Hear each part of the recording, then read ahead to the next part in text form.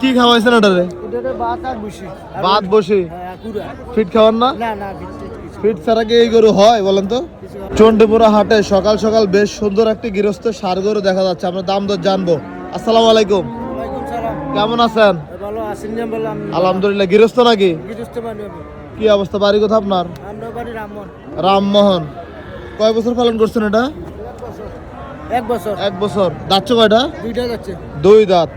কত চাইছিলেন বাজারে আজকে? 260 চাইছি। 2,60,000। বাজারে কত বলে? 200 210। 2,10,000 বলে। দিবেন না? কত হলে দিবেন? 30 হলে দিলাম। 2,30,000 হলে বেচা বিক্রি করবেন। কি খাওয়াইছেন এটারে? এটারে ভাত আর বসি।